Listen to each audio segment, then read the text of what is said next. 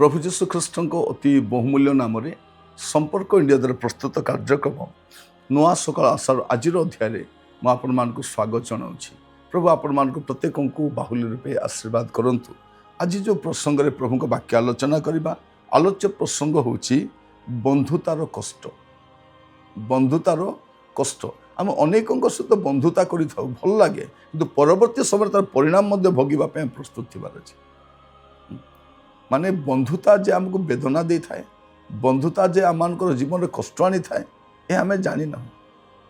अनेक सहित बंधुता कर तो आम लाभान्वित होई थाउ, ज्ञान पाई थाउ, शांति पाई थाउ, सहानुभूति पाई थाउ, साहाय्य अनुकंपा पाई थाउ। किंतु अनेक विषय सहित बंधुता करने द्वारा आमर कौन जे क्षति होती आम जानी ना। एबे अनेक कौन कर मद सहित बंधुता कर जीवन गलानी। अनेक लोक कौन भाविले अनेक सांगसाथी सहित बंधुता कले तार परिणाम आज देखते से कौन हो। तेणु आज प्रसंग होची बंधुतार कष्ट। प्रथम जोहन 2 पर्व तार 15 पद संसार कि से विषय सबको प्रेम न कर कई जदि संसार को प्रेम करे पिता प्रेम ताठारे नहीं। एटी क्या सहित बंधुता संसार सहित बंधुता। जदि मु संसार प्रेम रे पड़ी जाइछि बाहरी कष्ट। अनेक लोक संसार प्रेम रे पड़ी बाहरी पारु नांती। आपण देखतु लोटों स्त्री कथा जिते प्रभु से नगर रक्षा करने चाहिए से बाहरी तो पड़े किंतु बाहरिला परे मध्य पछ कौन होती कारण प्रेम टाणुछि। यही जो बंधुतार कष्ट जगत सहित जो बंधुता आम करुचु घनिष्ठता रखीचु यहाँ दिने आमको सबू हरैवा पड़ो। आम जगत रही पारिबा जागतिक हो पारिबानी, जगत सहित बंधुता करि पारिबानी, पाप सहित सालिश करि पारिबानी। आम जीवा चाकरी करवा व्यवसाय करवा पाठ पढ़ा रहिबा घर करवा किंतु जगत सहित बंधुता नहीं। ए जगत विनाशर द्वार देश बाइबल कहूँ ये जगत अग्नि पाई संरक्षित अच्छे।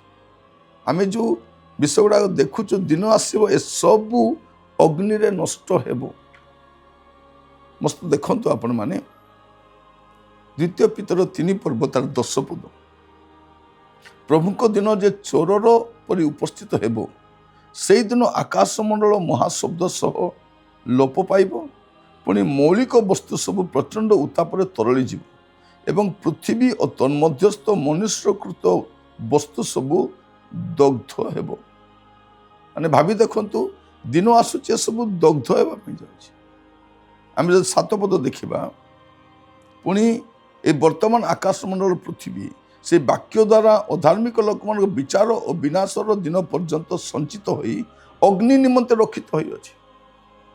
पृथ्वीर शेष अवस्था कौन अग्नि रे विनष्ट हो विलंब अच्छी। एगुड़ा को बहुत डेरी होची किंतु दिन आसीबो विनष्ट हो अकस्मात तो हम नहीं आज अच्छी समय। किंतु मूल विषय कौन ए जगत सहित जदि मु बंधुता करुछि घनिष्ठता करुछि मोठारे ईश्वर को प्रेम नहीं। मु जगत को भी भल पाइबी प्रभु को भी भल पाइबी या संभव नुह। आम कौन चाहूँ ए दुईटा सहित ताल मिसाई चलवाई चाहूँ या संभव नुहे। प्रिय भाई बहन आपण मु जगत को भी भल पाइबा प्रभु को भी भल पाइबा या संभव नुह।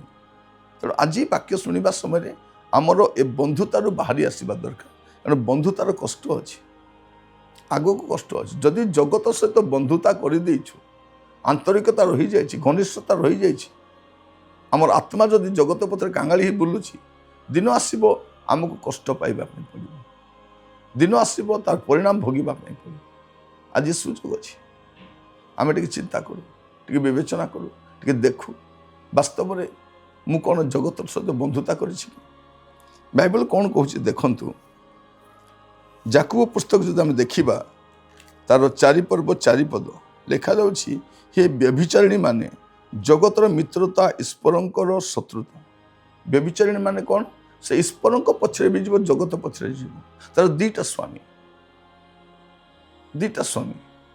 ଲେଖାଯାଉଛି, ଏ ବ୍ୟଭିଚାରିଣୀ ମାନେ ଜଗତର ମିତ୍ରତା ଈଶ୍ୱରଙ୍କର ଶତ୍ରୁତା, ଏହା କ'ଣ ଜାଣୁନାହିଁ? ଅତଏବ ଯେ କେହି ଜଗତର ବନ୍ଧୁ ହେବାକୁ ଇଚ୍ଛା କରେ ବା ଜଗତର ମିତ୍ର ହେବାକୁ ଇଚ୍ଛା କରେ, ସେ ଆପଣାକୁ ଈଶ୍ୱରଙ୍କ ଶତ୍ରୁ ବୋଲି ପ୍ରତିପନ୍ନ କରେ। ମାନେ ଜଗତ ସହିତ ବନ୍ଧୁତା ବା ମିତ୍ରତା ଈଶ୍ୱରଙ୍କ ସହିତ ଶତ୍ରୁତା। ଏ ବନ୍ଧୁତାର କଷ୍ଟ ଅଛି। ତେଣୁ ଆଜି ଏ ବାକ୍ୟ ଶୁଣିବା ସମୟରେ ଆମେ ପ୍ରତ୍ୟେକ ଟିକେ ଚିନ୍ତା କରିବା, ବାସ୍ତବରେ ଜଗତ ସହିତ ମୁଁ ବନ୍ଧୁତା କରିଛି କି? ଜଗତ ସହିତ ମୋର ଆନ୍ତରିକତା ଅଛି କି? ଯଦି ଜଗତ ସହିତ ମୋର ଆନ୍ତରିକତା ଅଛି, ତାର ପରିଣାମ ମୋତେ ଭୋଗିବା ପାଇଁ ପଡ଼ିବ। ତେଣୁ ଆଜି ମୁଁ ଆପଣଙ୍କୁ କହିବା ପାଇଁ ଆସୁ ଟିକେ ବସି ଚିନ୍ତା କରୁ। ଜଗତ ରହିବା, ଘର କରିବା, ବ୍ୟବସାୟ କରିବା, ବାଣିଜ୍ୟ କରିବା, ସବୁ ବିଷୟ ଉପାର୍ଜନ କରିବା, ଘର ସଜେଇବା, ବଗିଚା ବନେଇବା, କିନ୍ତୁ ବନ୍ଧୁତା ନାହିଁ। ସମୟ ଆସିବ ଛାଡ଼ି ଯିବା ପାଇଁ ପ୍ରସ୍ତୁତ ଥିବାର ଅଛି। ଯେତେବେଳେ ପ୍ରଭୁଙ୍କର ଆଗମନ ହେବ, ଯିବା ସମୟରେ ବାଧାର କାରଣ ମୋ ପାଇଁ ନ ହେବ। ଆଜି ଆମେ ପ୍ରତ୍ୟେକ ଏ ବାକ୍ୟ ଶୁଣୁ ଶୁଣୁ ଟିକିଏ ଜୀବନକୁ ଆମେ ସମୀକ୍ଷା କରୁ, ଟିକେ ତର୍ଜମା କରୁ। ବାସ୍ତବରେ ଏ ଜଗତ ସହିତ ମୋର ବନ୍ଧୁତା ଅଛି କି?